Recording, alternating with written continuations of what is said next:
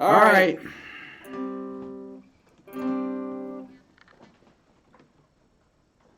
Already 37 likes. What's up? I'm back. Everybody there? Oh, man. Sorry, everyone.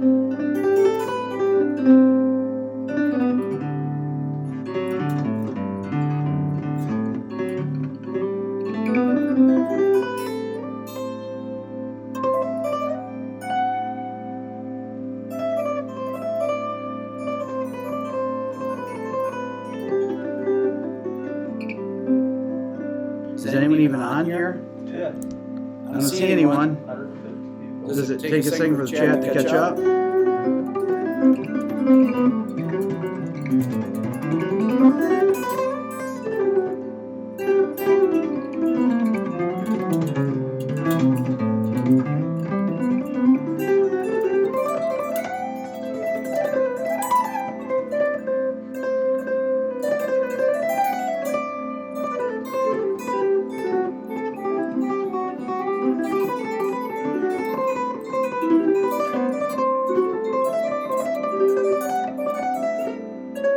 I don't see anyone though. What's up, everyone? Is anyone commenting here, Aaron? Yeah. Okay, so I'll just start talking. Okay. Let's see. So I got a lot of messages about the guitar video, the 80s metal guitar video, about people that I left off, which was kind of what I was hoping for. I didn't think there was going to be about 3,000 messages the first day, though. We don't have any chat, though, here, do we? Just keep going. Aaron's trying to troubleshoot this. Go ahead, Aaron. You restart the stream, right? Like No. Just refresh, right? Yeah, just keep playing. Can they not hear us, or what? We can.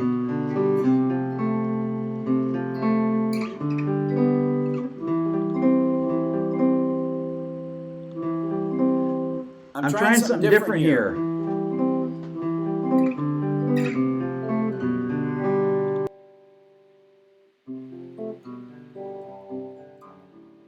Is your thing on? What? Is your computer on right now on the I stream? can hear it. Aaron's working on it. Just keep going. Just talk. Check 1, 2, 3. Hello, 1, 2, 3. Check 1, 2, 3. Testing 1, 2, 3. We're trying to get it working.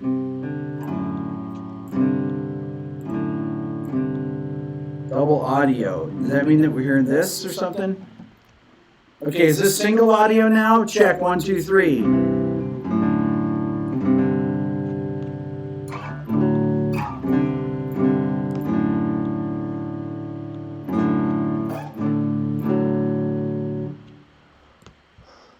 As good as it's gonna get. What do you mean? What do you mean as good as it's gonna get?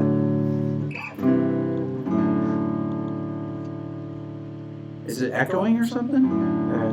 Well, that's not cool. It's a lot better. Better. I turned off the internal mic. It must have the internal mic and the other mic on at the same time. That was the problem. Mm. I just muted the speakers. I mean, how do you turn off the internal mic?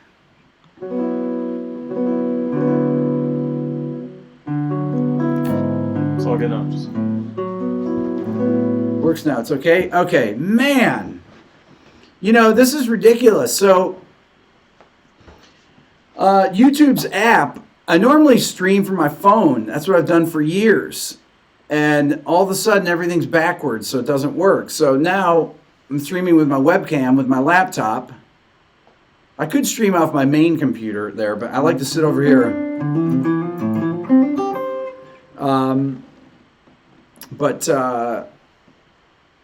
Because I think this is, I like sitting here better. I like sitting in front of my amps. Oh boy, finally. So, okay, let me get back to what I was saying before. 356, 383 people. So, I put out the video the other day with the where I had about 75 guitar players from the 80s. And I was talking to my younger brother, John, today, and I said, he said, you know who the best guitarist was in that whole thing? And I said, who? And he said, Sean Lane. Okay, now my brother's not, I didn't know he was a Sean Lane fan or anything. So, is the image flipped, dude? It's fine, it's normal, right? So, he says, Sean Lane. I said, well, Sean Lane is probably playing the coolest stuff. Because the thing that, the sound's clipping. Yeah, let me turn it down here. Check, there we go. That's better. So, he's playing the best stuff on the video. I mean, I had to go and pick out the clips and everything. It took forever to do it. Forever. YouTube rolled some weird stuff on their app. So, yeah, YouTube's been this whole thing. Their phone app has really been lame. Some of the things that they've done. They had it together about 3 versions ago, and everything was right, and I could play. I just turned my phone on, I could play, and it looked great.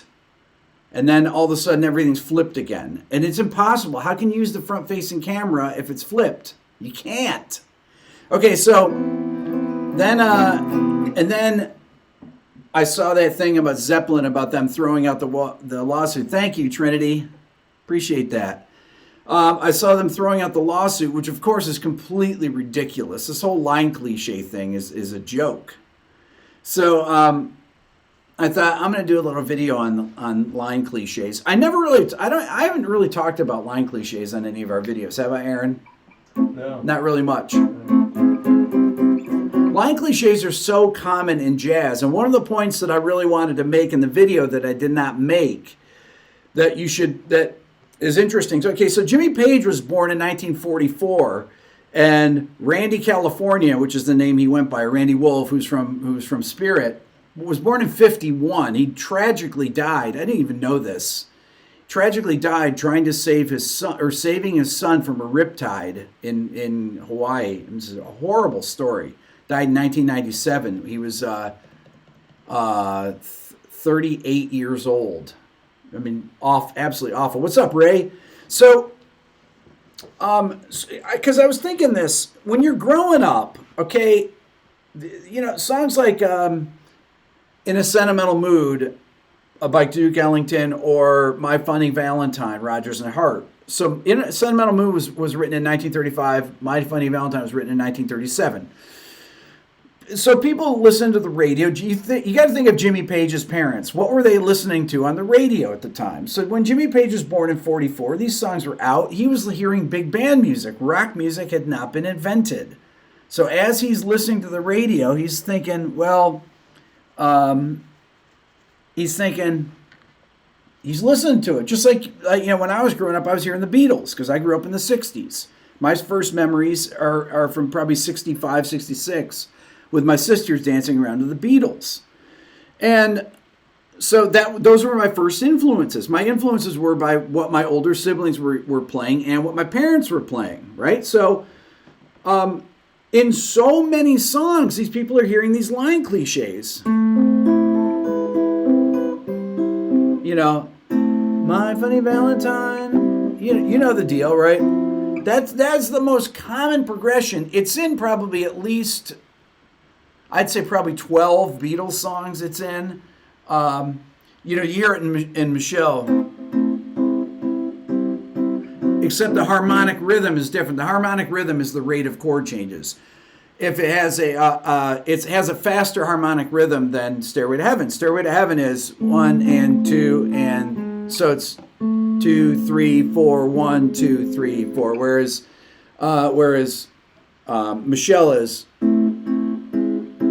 Well, I guess if you slowed it down, let's see. It'd be like Michelle, right? My belle. You have to do it that fast, but I think a better song that actually uses that thing. I was talking about this in a live stream the other night, is Something, which came out 1 year before or right around the same time as Stairway to Heaven came out. Because I'm trying to think, okay, what would have been on the radio that Jimmy Page would have heard? This Taurus thing is ridiculous, you know. But then I'm thinking, okay,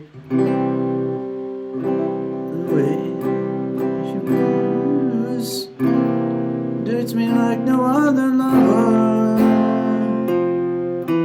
Something in the way she moves me. I know I'm a bad singer. I don't want to leave her now. You know I believe in how.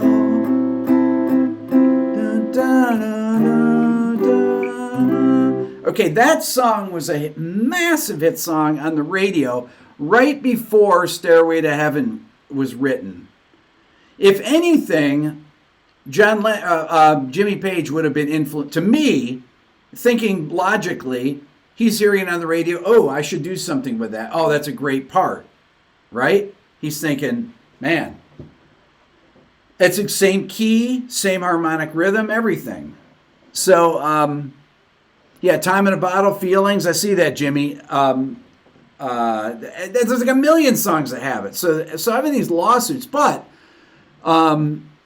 somebody watched my live stream the other night. I see, Given to Fly, Going to California, Bettina.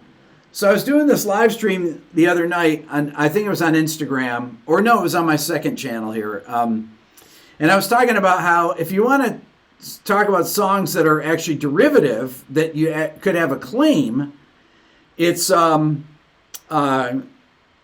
Zeppelin, Going to California, Pearl Jam, Given to Fly, and Tori Amos, Silent All These Years. The verse melodies are identical. They have the same rhythm. They move in the same way. I can't play them for you here because my stream will get taken down if I play Going to California. But trust me, they are exactly the same. I mean, there's, you know, but the whole thing, like, there's only so many progressions. There's something to that, okay? You know, Joe Satriani sued Coldplay for him saying that they infringed on a tune, but it's like, come on. If you only have a few chords in a song and you're singing the notes that actually work over the song, you're gonna gravitate towards the same notes, right? If I have, you know, G, C, D, there's only certain notes. I might sing da, I might sing the A, da da da da da. Those are pretty much the notes I'm going to sing on that chord. Da da da da da da da da da.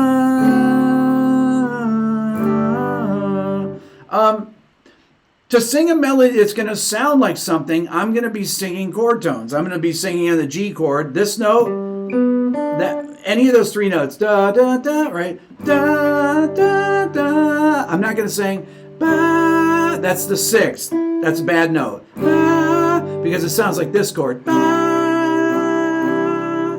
right? I could sing ba, but a bad note probably wants to go there. Da,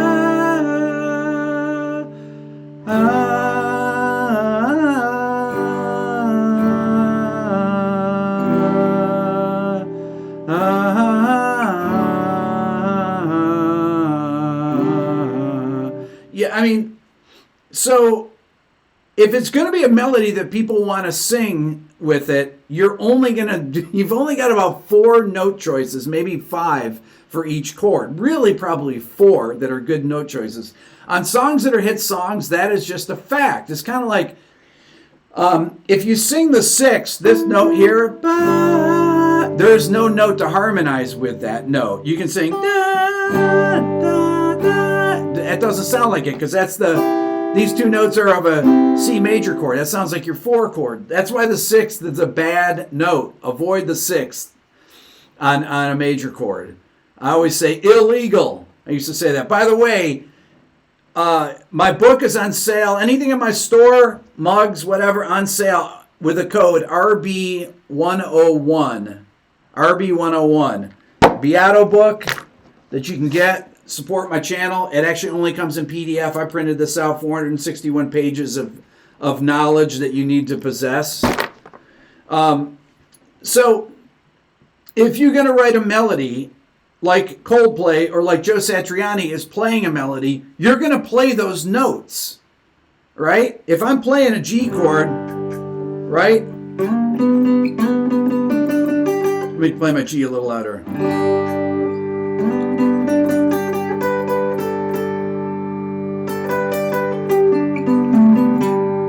If I play my C chord,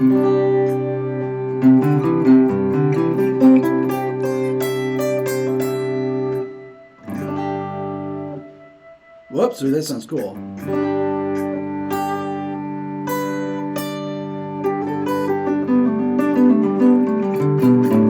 And then when I go to my D chord, whoops.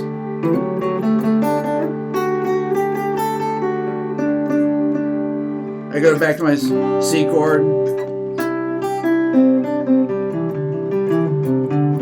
Then I go back to my 1 chord.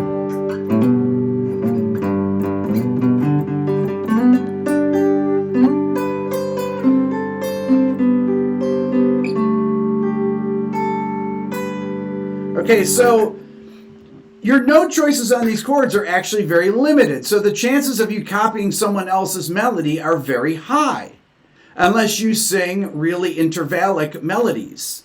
I'll tell you what an intervallic melody is. I hate to keep going back to grunge, but Smells Like Teen Spirit is a very intervallic melody. Or Jeremy by Pearl Jam has a very intervallic melody. Almost impossible to copy. Or if you have a unique chord progression, like Something, the Beatles, right? Or nowadays, it's really tough to have. Most of the chord progressions, I mean, you hear the Chainsmokers song I did and everything. Everybody got bent out of shape because they did Chainsmokers song. As you start limiting the chords that you have in the tune, in the Chainsmokers, it's only 3 chords. Then you're really limited to notes that you can sing that actually work.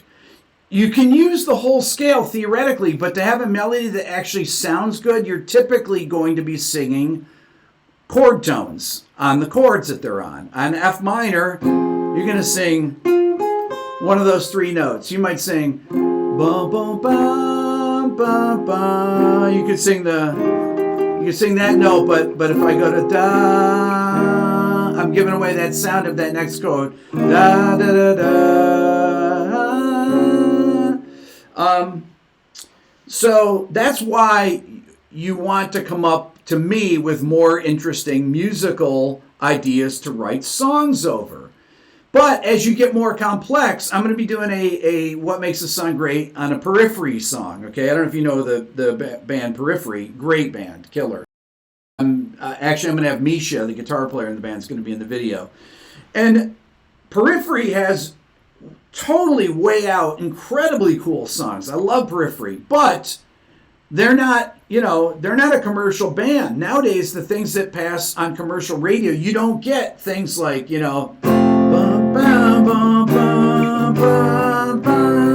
C major, right?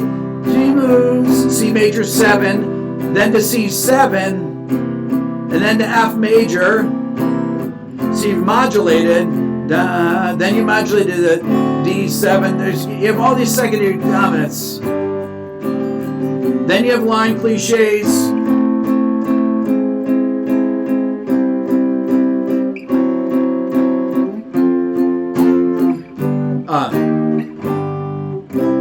Now that is so brilliant, that song, that chord progression, or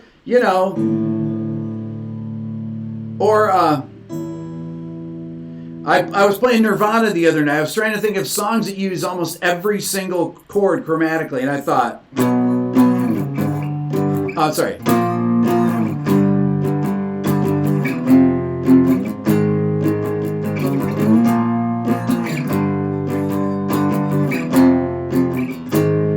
Then the verse.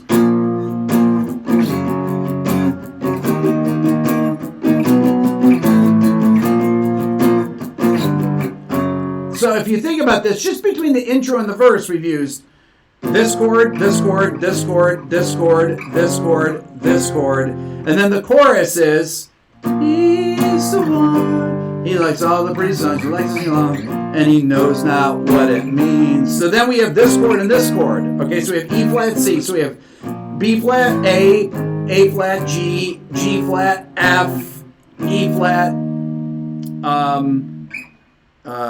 E flat, and C. The only notes that are not in that song are D and D flat of the chromatic scale. So and that was a massive hit. In Bloom has 10 of the 11 chords chromatically in the chromatic scale. Or Black Hole Sun uses 11 of the notes of the chromatic scale in the first 4 bars, the lick. I counted them.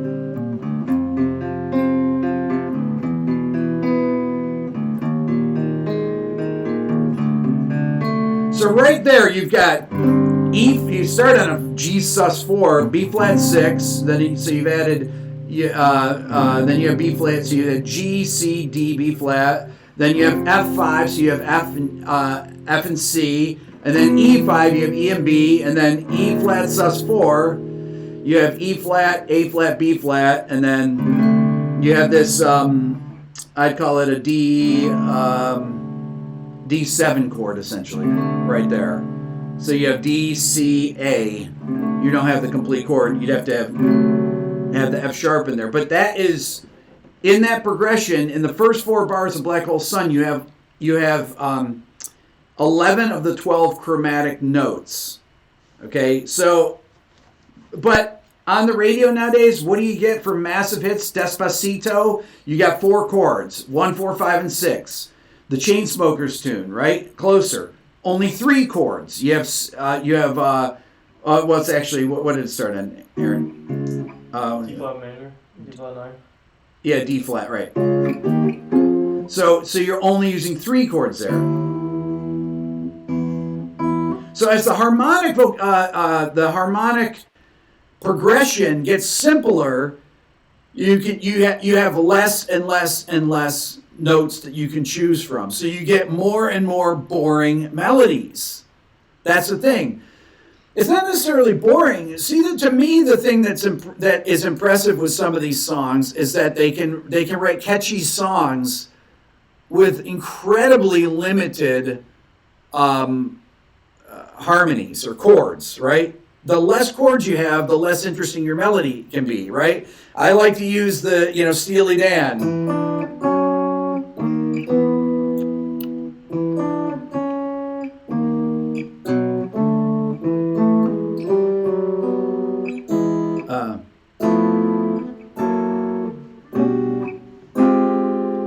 Now, who writes that? Nobody's going to write that. Or Zeppelin, or, you really have to start. You have to go back to start getting these songs that are complicated. Even a song like what was the tune? Clarity, Zed tune, Clarity. That's still all diatonic, right, Aaron? Isn't it? Yeah. There's no other chords out of No. Out of D flat. It's all diatonic. When I say diatonic, I mean it's all in the same key. No chords are without the key. There's no modulations. It's really unbelievable that people that people come up with stuff. Okay, Sting. I see Sting. So I was doing this the other night. I was talking about a Sting song that was a big hit in 1986, and it's called "Fortress Around Your Heart." The bass line is this, and the chords are this.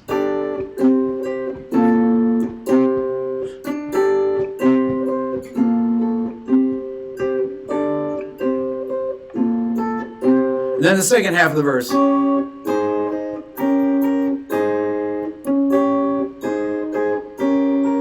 Then he modulates down a half step.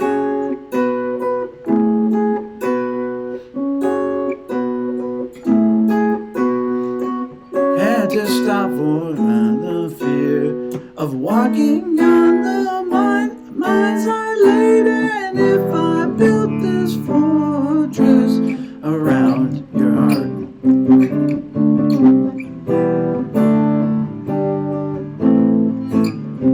So we have this, then we have, and then we have, then we have, and then.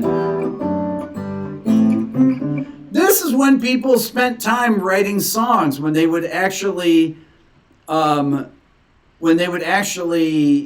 say, okay, where can I go with this? If you want to spend a great 10 minutes, watch Paul Simon being interviewed by Dick Cavett. There's one particular episode where he's holding his classical guitar and he talks about he's writing the song Still Crazy, and he hadn't finished the song, and he asked Dick Cavett where he thinks he should go. And he said, well, I've used almost all the notes of the chromatic scale and the melody. He was totally aware of this because Paul Simon's an incredible musician. Somebody just said here that the People's Schrick in 1987 spend 90% of their time in production now. That's exactly right. Hi to Nepal, too. Is that they spend time. And look, I'm a music producer. I've been doing this for 20 years. The reason I like really a lot of simple songs is that I like, I'm a fan of production also. I'm a fan of sound.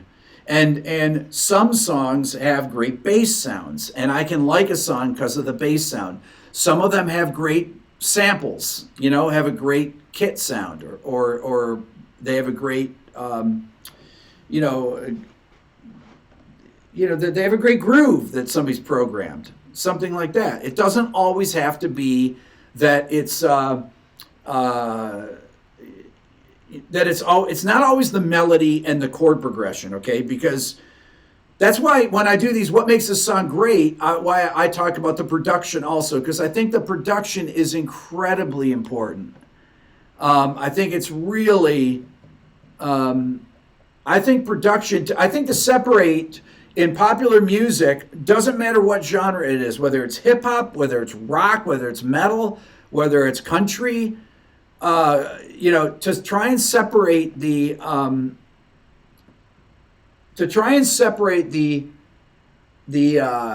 production from the song is I think it's pointless, honestly.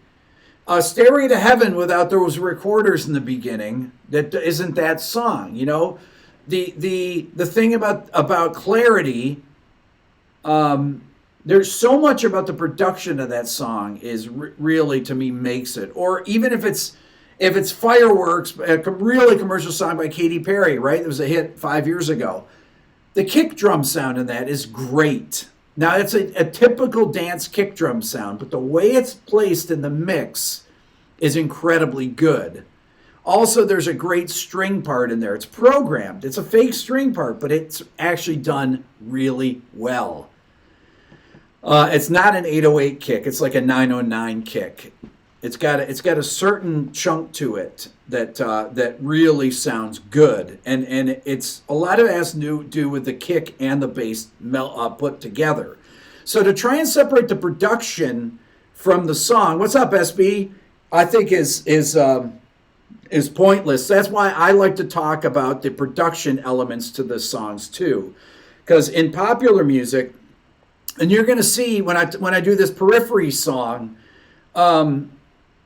there's not like the song starts out. The song I'm going to do is off their last record, and it starts with the bass, but the bass tone is amazing, and the rhythm of the bass is incredible. I think that it's got this.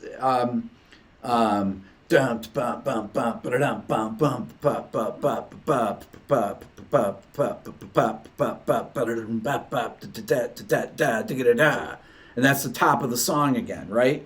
And then it's got all these incredibly cool guitar voicings in it. It's just beautiful, beautiful, beautiful sound. It's got all these modulations. It's got time changes. It's super interesting. To me, it's stuff that I find fascinating because I've heard so much of the stuff. Hey to South Africa, Jorthan. Is that how you say it, Jorthan? What's up, Joe? Good to see you, Joe. So I think that Adam Nolly get good on bass. That's right, Johnny. He gets good sounds. He does, man.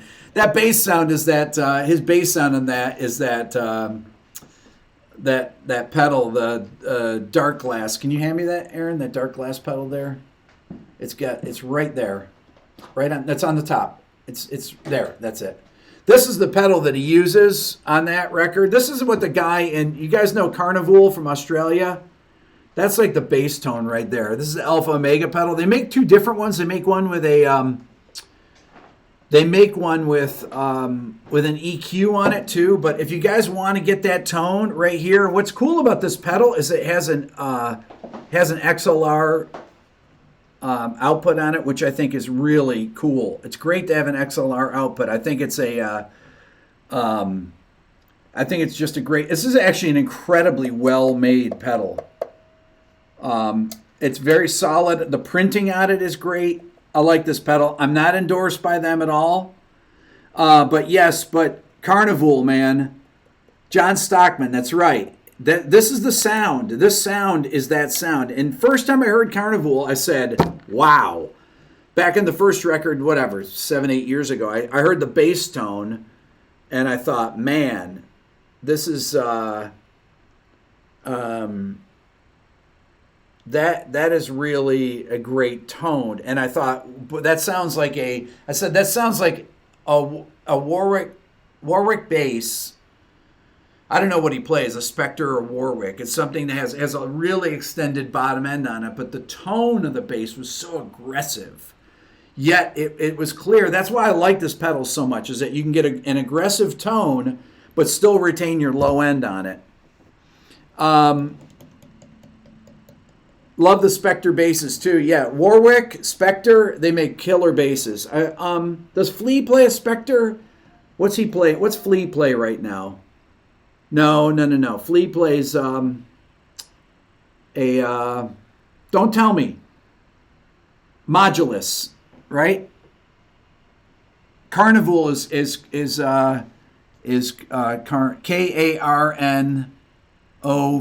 Karnov VOOL. I don't know. Somebody's a better speller than me can spell Carnival, but that's Carnival's cool. The guy that produces them gets killer sounds on it. Okay, Trinity. Let's see. We appreciate you. Surely our musical instrument brought it. Oh, thank you so much. That is awesome, Trinity. Appreciate that. That's so cool. What pedal it? Okay, the pedal is the Alpha Omega pedal by Dark Glass. This is basically just in lieu of a bass amp. This is the sound. Is it a modulus, the bass that Flea's using? Anybody know? Not modulus. What am I thinking of? Is it a Spectre? Come on, somebody knows Flea's bass on here. What makes this pedal great? Exactly. What's up with the ear training course? Working on it. The code for the Beato book is RB101. Today's date, actually. Any recommendations for software to simulate amps and pedals? As far as plugins are concerned, the UAD, Universal Audio, makes great. I think some of their plug-in amp simulations are excellent. They got a lot of, some of them they got from Softtube. Bias Amp is another one. But no, I think that, to me, the ones that I really like the sound of is, okay, Flea's playing a custom Fender. I like that, actually. Fender Jazz, there you go. He used Modulus, that's right. Carbon fiber, that's what it was, Modulus, okay. Shirt's getting loose on me. Yeah. You know what? The shirt actually looks really black in the picture. I had this shirt that I was wearing the other day that didn't look black. On the video yesterday, actually, my shirt did not look black on it. Am I going to do a video on jazz trumpet players? Yes. So what I'm doing with the guitar, so I've been going through historically and doing the guitar. I'm going to do an update on the 70s video. I'm going to do an update on the 80s guitar video. I'm going to do a 90s guitar video. And then I'm going to start to do I'm going to do other instruments. I'm going to do the piano. And I'm going to go through and Stevie Ray Vaughan. I left Stevie Ray off it because I'm thinking, okay, well, Stevie Ray is a blues player and deserves his own video. Okay, so Dan, Clifford Brown, Lee Morgan, Freddie Hubbard, Miles. We got there's Louis Armstrong. I mean, there's so many trumpet players to talk about in that video. I was actually reading an article on Wynton today. I want to say it was in the New York Times. Wynton was complaining about Woody Shaw. I love Woody Shaw. Really like Woody Shaw a lot. Dizzy, obviously, Maynard. I was reading an article with Wynton where he was complaining about rap music and hip-hop again. Why is Wynton complaining about rap and hip-hop? Wynton is my age, I want to say. Aaron, can you look up Wynton? Is it 61 he was born? I can ask them. Anybody knows Wynton's age? I want to say he's my age. He's 61. 61? Okay, so he's a year older than me. Wynton is a traditionalist. It's fascinating that he is so he's just so anti-popular music. He's such a purist. He's a traditionalist, though, not just a purist, a traditionalist. But his thing is to keep kind of the original idea of, it's kind of like being a constitutionalist, right? That you want to stick to the Constitution. Being a traditionalist in jazz is, he's done a lot of, spoken a lot about Dixieland music, about all early jazz, all the different movements of early jazz, and keeping the history of jazz alive. That's a big thing. And yes, he said so he said in this article today, Joe just said this, that rap and hip hop are more damaging than a statue of Robert E. Lee. It's an interesting article to see what he says about that. And he talks about Kanye in it. He's an insightful guy, though. I mean, he's a smart guy, and he's an amazing, amazing player. When his first record came out, when I was in college, it was a big thing. I mean, it was really a big thing. He's a jazz fascist, Steven said. Yeah, pretty much. He's but look, there's I think that there's something to be said for that, right? It takes a lot of people to one person isn't coming up with every idea, right? But that first album was really amazing. It was pretty. I thought it was. When I heard it, I was thought, wow, that's amazing. Jazz fundamentalist. Yes, that's right. That's right, Ray. Jonathan asked, why don't I produce anymore? Because I'm here making videos on YouTube. That's why. Because this is really, this is my life's work here, I guess. I don't mean to be corny, but this is what I like to do. And I want to give back and share things that I've been fortunate enough to learn in my life. So that's kind of why I do this. Giovanni, is there any chance I'll be planning on some more content from Smashing Pumpkins? Absolutely. I'll do something off of, I'm not sure actually. I'm a massive fan of Smashing Pumpkins. I love Melancholy, Siamese Dream, Gish. I'm a huge fan of Gish. So I'm not sure what I would do. If you have any suggestions, let me know. My friend Dave, that the videos I've done with 3 people here, sitting right here, with Rhett over here and Dave over here, or maybe it's the opposite way. Dave worked on the Siamese Dream record. He actually was there for the whole record. And he has a lot of really good stories. I'm not sure that he would tell them, but he was there, and they had a lot of stuff go down during that. So, maybe Winton doesn't want Jazz to die. Look, I got no problem with what Winton says about it.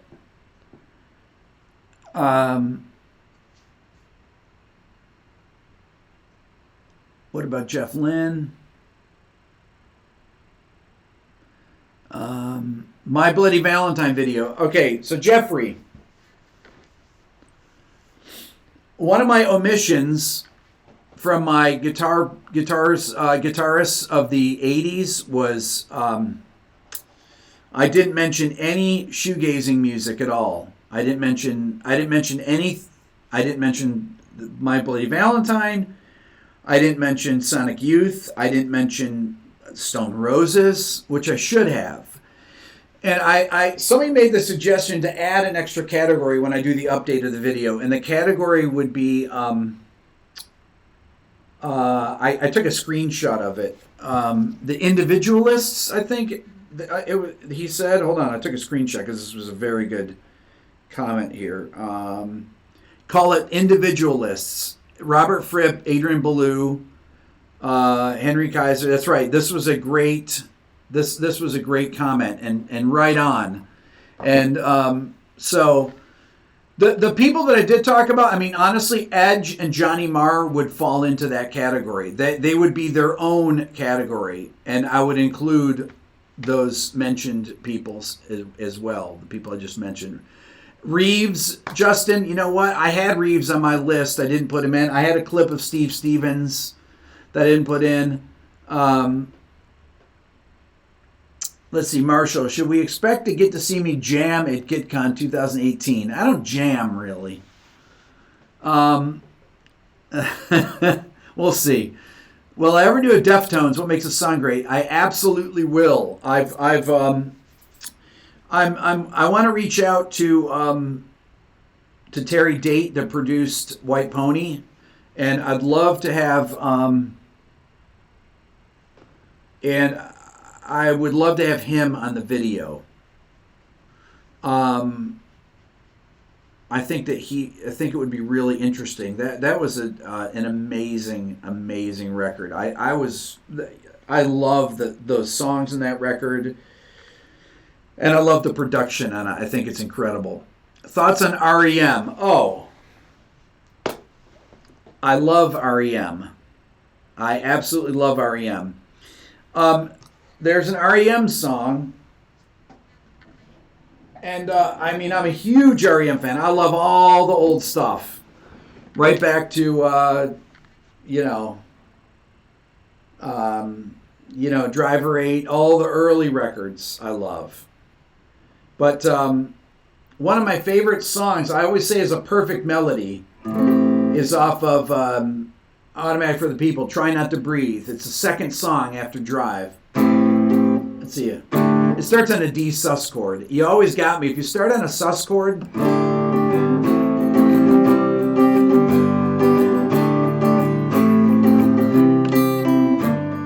I love that. I try not to breathe, holding my hand.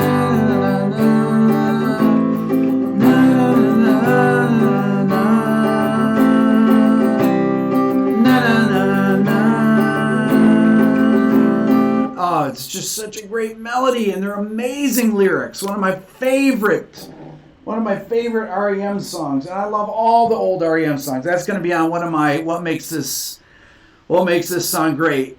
Oh, I'm going to do that song. That is. I can talk about that song forever because that is my favorite. That is my favorite. One. That's a perfect melody. What's up, Chops? Tom Waits, absolutely. Sounding off Johnny Greenwood. Eventually, Jeff Buckley, What Makes a Song Great is happening. I just haven't made the video. I've done everything for it. I'm going to make that video hopefully before I leave this week. It will come out. Driver 8, man. Love it. I love the 40 watt. I played there a million times. 40 watts were Well, it's been in about 4 different places now, but Mitch Easter. I met Mitch Easter years ago when I first moved to Atlanta.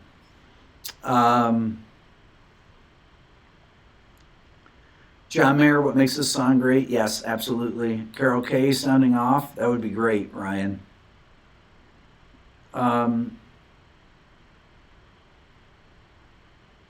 Please tell me where I can, let's see, Eric, please tell me where you can find extended content for your production videos. Extended content is probably on my hard drive. I have some outtakes.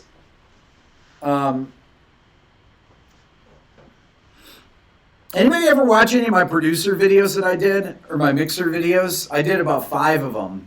I did Andy Wallace, Brendan O'Brien, Chad Blake, Randy Staub that did. I worked with Randy Staub on a record, but he did one of the best sounding records of the last 10 years, rock records, was the Alice in Chains "Black Gives Way to Blue." Just unbelievably good sounding record. More Holdsworth lines. I was working on Holdsworth lines just before this. I was working on a Holdsworth lick, and I said, I was talking to my friend Daryl, and I was playing this lick, and I said to my brother, I was video chatting with my brother John. I said,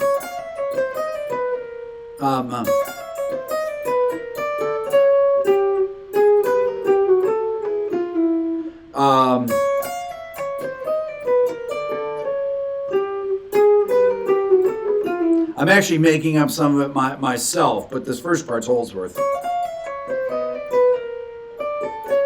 I love that.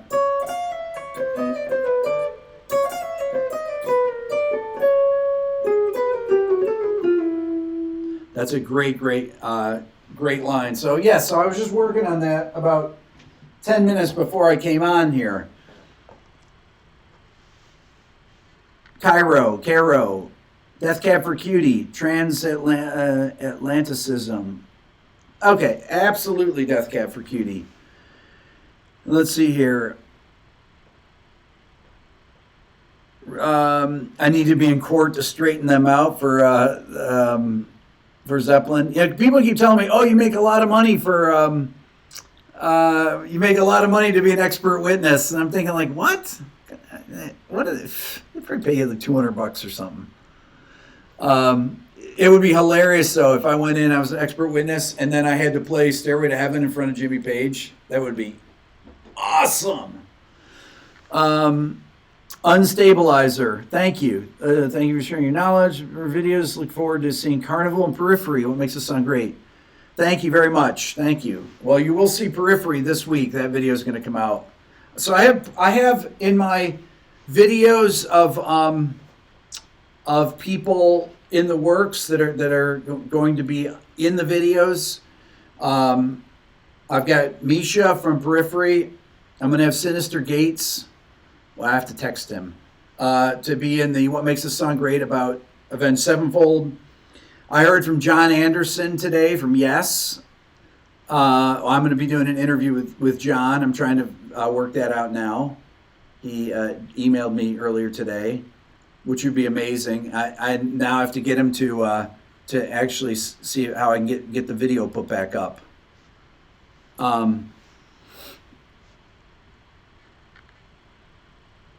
Sean, I just used the code. There we go. Beato book, 20% off everything in my store, RB101. Or you can get any of my mugs here. That's how I know I know all the formulas for all my scales. You think that I'm just doing it off the top of my head. I'm actually drinking my coffee as I'm writing the stuff on the board. You probably don't even notice when I'm doing it. And I'm looking, what's Ultra Phrygian? Oh yeah, Low Grade Natural 6, yeah, I got it here, and I just write it really fast. That's actually not true. I know all of them from memory. I say it in my video, one of my videos. I was thinking about what, modes of the melodic minor scale. No, I've actually known them for 30 years. It's probably like 40 years, but who's counting? Do I know Frusciante? No, I do not know him. but I saw him backstage at a Red Hot Chili Peppers concert about probably 15 years ago. It's shocking Josh is a blocker, Queens of the Stone Age. I know, it's pretty outrageous, right? Need a mic stand holder for the cup. I like that. That's a good idea. Wow. Do they have that even? They probably have mic stand holders that hold drinks, right, Aaron? For sure. Yeah. Rick, how about a video about less is more, Paul Kossoff? I remember that, David. I remember that. You wrote that before, yeah.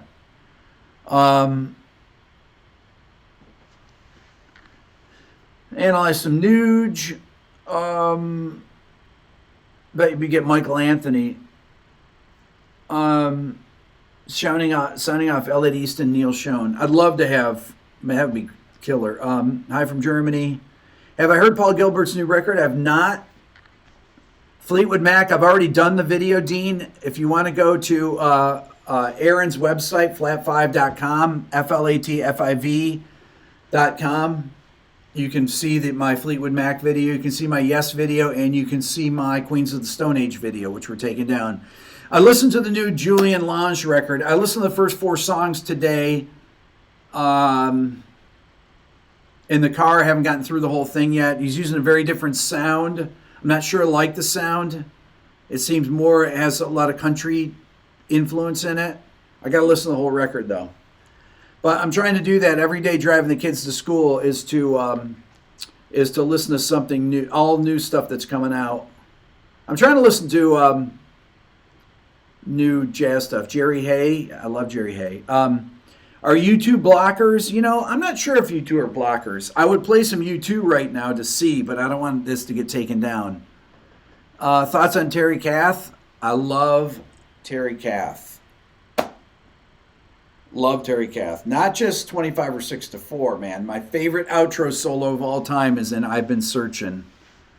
It's unbelievable.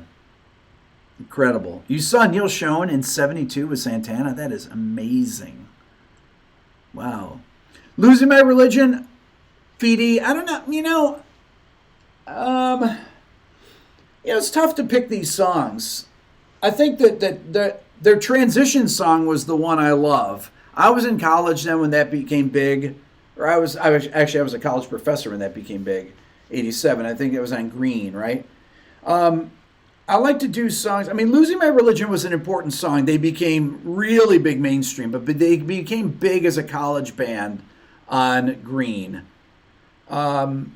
So, picking the song, but Try Not to Breathe, that song is my favorite song of theirs. I love the stuff on Automatic for the People. It's just, Scott Litt produced it, and it is absolutely brilliant. King's X, I'd love to get some tracks, honestly, from Dogman. I'd love to get the tracks. That is one of the best sounding heavy rock records there is. Back when Michael Stipe had hair, I know, right? Wayne Krantz, You're the Cat. Richie Kotzen, I did not put in the video, but he'll be in the new video. Joy Division. Okay. All right. This is going. Okay. It's going too fast now. All right. I can't concentrate here. Beato book. This is how I make my living. Is you guys buying stuff? RB 101. Anything in my store you can get for 20% off today. Who's in Germany? Because I'm going to be in Germany on next week. Anybody coming to this thing to GitCon? Just out of curiosity. Anybody coming to GitCon? Richie Kotzen is a great singer too. Anyone? I guess nobody. David, I'm going to come to London. Yes, I am going to come to London, but not immediately. I want to go. I've got a few people that I want to visit, friends of mine. And I want to go to Abbey Road. I've talked about this already. Abbey Road, Spitfire Audio I want to go to. A bunch of studios. So I'm going to be in Machnoication. Is that right, Aaron? How's my pronunciation? It's good. I'm going to be at the Warwick Framus factory for GitCon 2018. I'm going to be with Adam Neely. I'm going to be with Pete Thorne. I'm going to be with Dave Walleman, Sean Daniel, with who else? I think Guitar Goddess is going to be there. I think that the guys from, who are those two guys? They have that pedal show. I think they're going to be there. My part 2 of Chad Blake production video coming. Oh, man. I said that 2 years ago I was going to do that, didn't I? You're from Germany. Come to Munich. How close is Munich? It's not close. No, it's not too far away. Aaron just said so. Will Justin Chancellor be there? Does he play Warwick basses? I think he does, actually, doesn't he? I doubt he's going to be there. Tu parles français? No, I don't speak French. But I will be doing videos with Adam next week, with Pete Thorne, with a bunch of people. So it's going to be fun. All right, I'm out of here. You guys are the best.